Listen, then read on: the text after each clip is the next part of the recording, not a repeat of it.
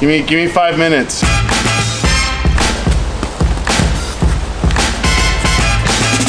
What's up, crew? Welcome to another video. My name is John Connie, aka Big Man Syndrome, and if you're not a part of the crew, well,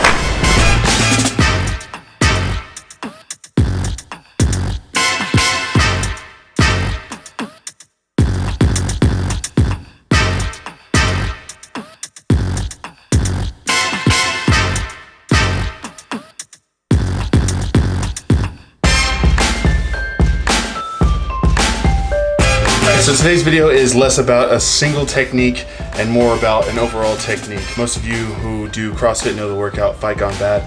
It's a nasty one, and if you don't set up properly, it can be even nastier. So here are 3 ways to make Fight Gone Bad way more efficient, whether you're doing it by yourself or in a gym. Some of these rules may not apply as well in a gym because they set it up a certain way, like Extreme likes to make a streamlined set of movements, and you have 2 different spots for the sumo deadlift high pull and the push press.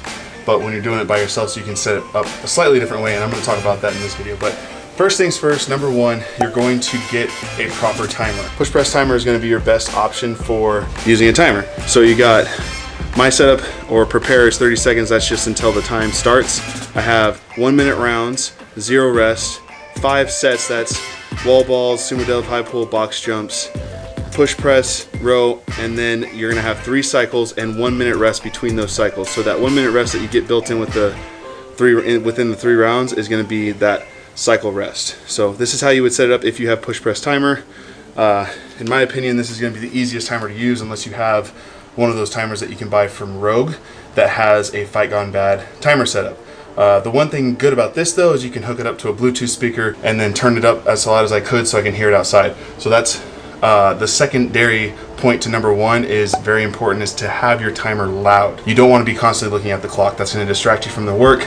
And if you're always looking up at the clock, or if the clock is behind you, even worse, because then you have to stop your movement, look behind you, check the time, and move on. Some might think looking at a timer will actually help you gauge or pace, but you don't want to pace in this workout. You just want to go, go, go.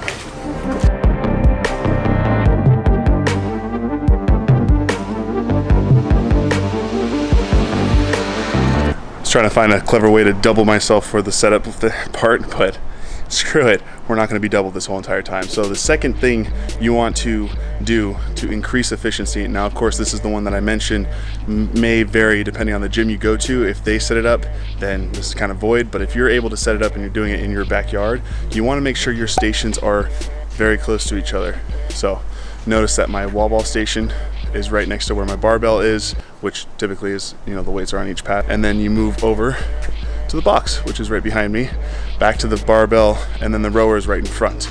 Another efficient way to do that, which is how Extreme does it, and it allows the class to obviously fit within the small section of the box, is he'll put each station in a row, which of course just allows you to finish the work and move on. Which the secondary point to this is speed. Okay, if you have the stations next to each other, you can go from one to the other without much rest between. You don't want to rest between movements. You want to go from the wall balls to that sumo deadlift high pull, because there's no rest between rounds, so you need to get to work right away to maximize the number of reps you're going to get. You get to rest on station number 6, and that's the 1 minute rest between rounds. So number 2, set up efficiently.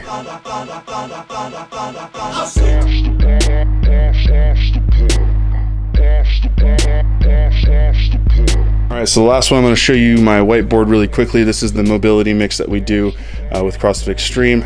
Fight Gone Bad, obviously you have the rounds. I already explained what that is. If you aren't familiar, I have a link down below on what the workout typically is.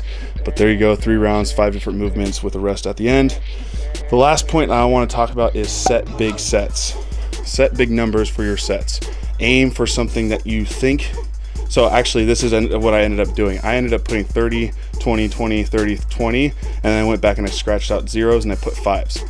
Aim for big sets first, because this is going to allow you to gauge whether or not you're capable of doing that, but never aim for something lower than you think you can hit, because then you're just going to sandbag and you're not going to maximize your score. So here's what ended up happening: 30, 20, 12, which I'm not sure what happened to these 2 rounds, but they really screwed me up, and then 30, and then I died. But anyways, so set big sets, and then taper as you go. Secondary point to this one is to pick your strength. My strength typically is the push press and the calorie row, so I'm gonna try to hit those as hard as possible while leaving the rest. Wall balls are also a strength for me too, but if you find that you have more than 2 strengths, make sure you pick them wisely and don't blow it out on any of them. So I went 30 unbroken in that first round and then I died. So pace it enough to where you can push really, really hard, but don't pace it to where you're basically sandbagging the entire workout. All right, that's today's video. I hope you enjoyed it. A little bit different. Wanted to talk about a workout rather than the movements. I could break down each movement on how to efficiently do them, but I'm gonna go ahead and save that for a different video. I'll either break down the Fight Gone Bad standard movements, or I will break down each movement individually in future videos. But hope you enjoyed it. If you're new, join the crew. And if you're not new, tap and go that like button, leave a comment, share this video. Those are the things that help grow the crew. And until the next one, I'll see you later, crew. Bye!